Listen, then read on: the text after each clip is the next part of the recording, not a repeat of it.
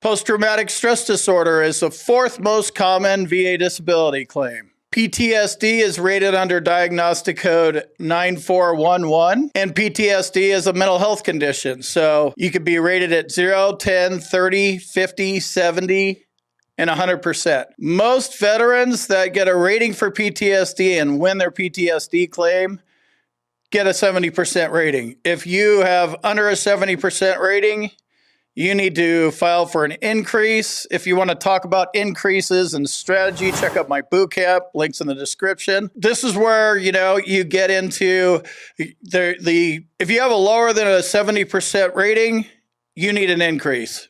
Guarantee it, 70% is where you need to be at. You're not talking about your symptoms properly. It's fine. You didn't know you were supposed to. You didn't even know about deficiencies in most areas of your social and work life. You're just like, I have PTSD. So the rating criteria measures your mental health ratings based on how much it affects your social and your work life. Divorces, arrest records, psych holds, 5150s, things of that nature. Road rage, it goes on, hiding in your basement all the time.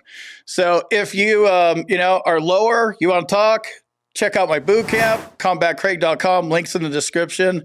I can help you with mental health stuff. I've learned a lot about it. The highest scheduler rating for PTSD is 100%. So you can go all the way to 100% with a PTSD rating. On the other side of that coin, they can give you 0%. They're actually proposing to change this as well, and they're going to ditch the 0% rating. But this hasn't gone into effect yet. They're also proposing changes to tinnitus. Those haven't gone into effect yet. So if you're on the fence about filing a claim, now's the time to do it before they make these changes, which is going to make some of these things a lot harder. Tinnitus and sleep apnea for sure. Unknown about mental health. It looks like that's going to be easier, but we'll see what the government does once they get their hands on it. So 100% rating for PTSD is total occupational and social impairment. A 70% PTSD rating is occupational and social impairment with deficiencies in most areas, such as work, school, family relations, judgment, thinking, or mood. This is the rating that I have, and like I said, most of us fit into these symptoms here. A 50% rating is occupational and social impairment with reduced reliability and productivity.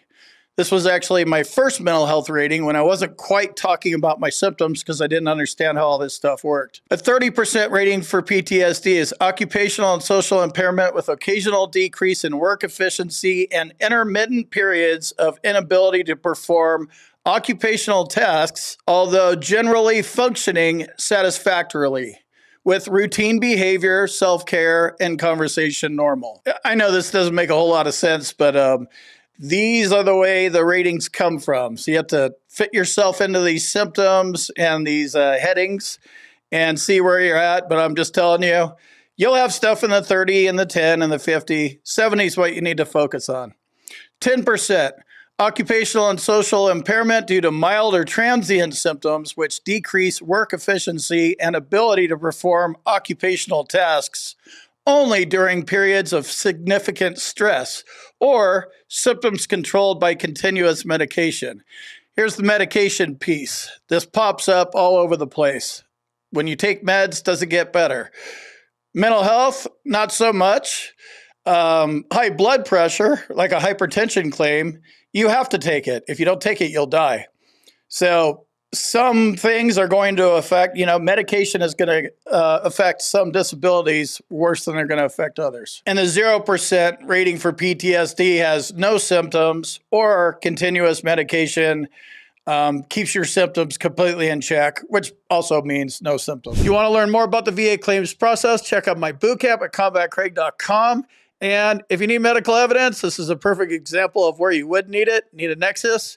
Contact my med team. There's an email address in the description.